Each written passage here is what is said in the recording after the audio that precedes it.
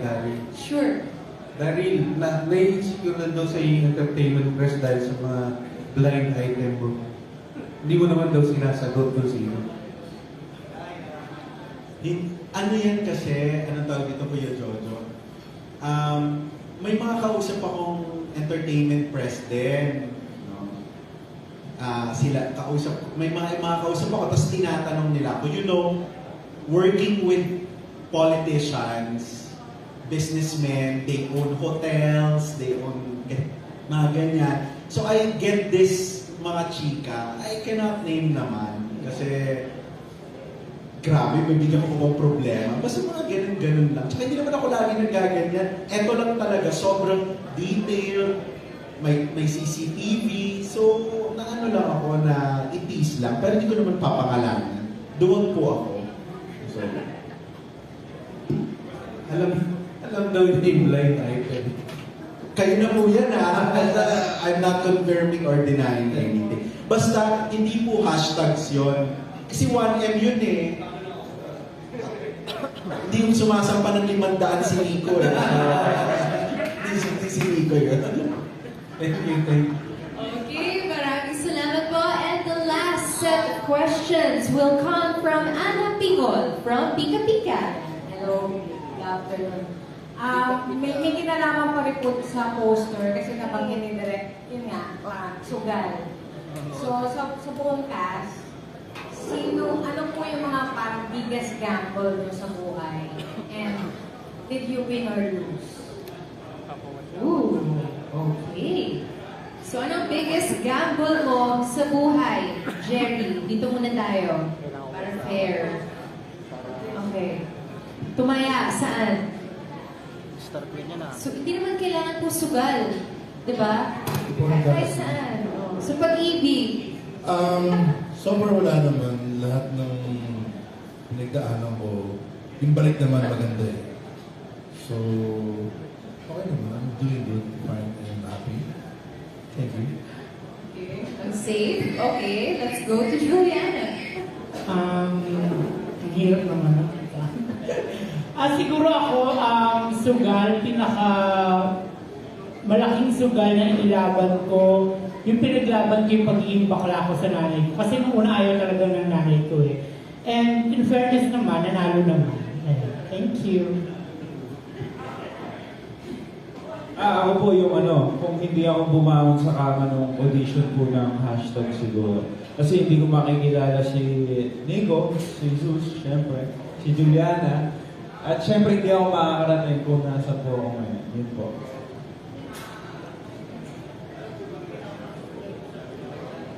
Sugal sa buhay, my God. Siyempre sa pag-ibig.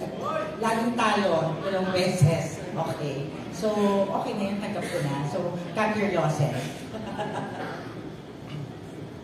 Ako, Ana, para sa akin hindi sugal yung approach ko sa buhay.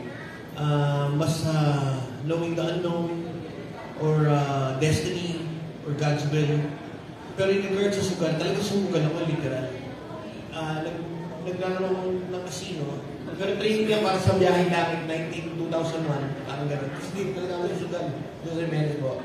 Kasi daw talaga nasusugal. So, nag-practice ako. Eh, tumatama ako. Hanggang sa yung nagkaroon na ako ng power para itapon yung 100,000 sa draw. Tinapon ko, kasi nakasulat sa will be foundation, ganyan. Tinapon ko na sobrang tuwa ako. Tinapon ko 100,000. Eh, nag-draw. So, naging 800,000 agad. So, yun yung isang experience ko sa in regard to sugal. And training yun para sa pelikula.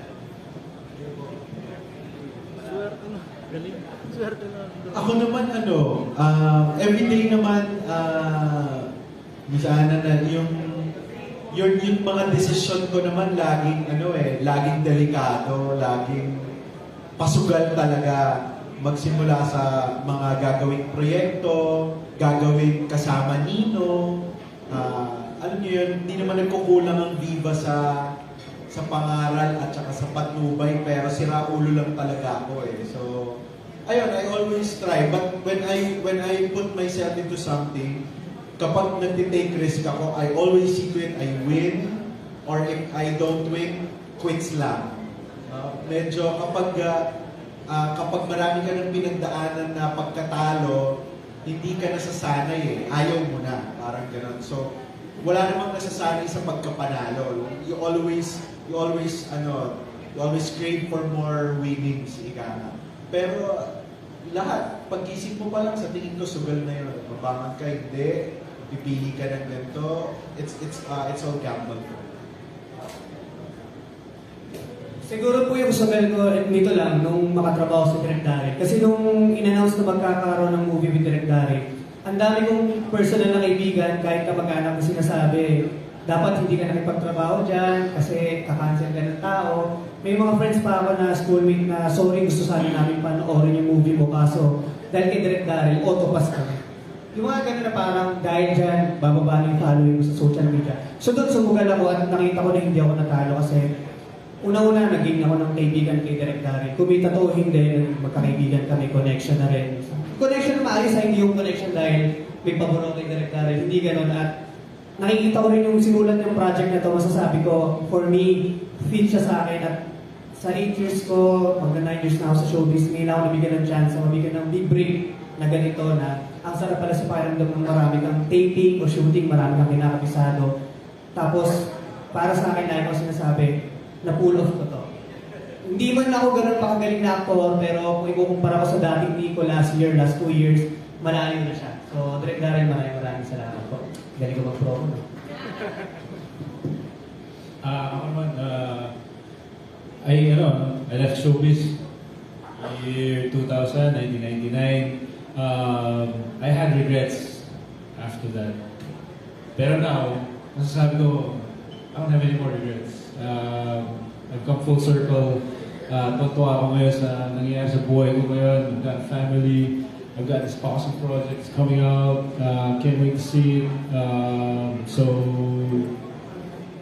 kids are really starting to notice us again.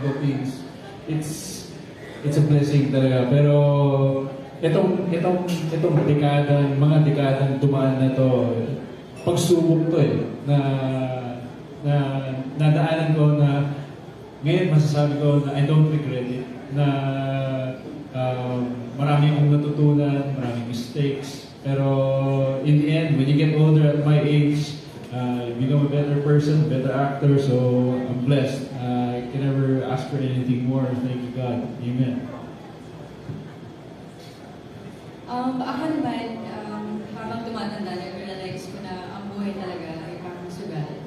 Kumbaga, kung hindi ka magsusugal, hindi mo malalaman yung sagot. So, kailangan talaga. And for me, siguro yung sinugal ko talaga ngayon is yung career ko. Kasi, wala eh. Hanggang ngayon, hinahanap ko pa rin yung sagot. Masaya naman ako sa buhay ko, outside show business. But dito parang hindi ko pa rin nahahanap. So, sinusugal ko pa din kasi gusto ko mahanap yung sagot. Yan po.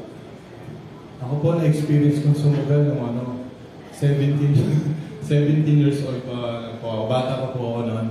May girlfriend po ako na pinapili niya ako kung sayaw ba o siya. So talaga kahit na mahal ko siya noon, mas pinili ko yung sayaw. Kaya ayun, nagpatuloy ako sumayaw ako ng sumayaw. Hanggang yun, hindi ko na siya nakakausap. Pero yun yung pinaka-sugal ko sa sarili na experience ko. Yung pinili ko yung pagsasayaw. Ako naman, hindi siya sa pag-aaral. Kasi ambisyon ko talaga maging playmaker eh. Pero hindi na ako napag-exam.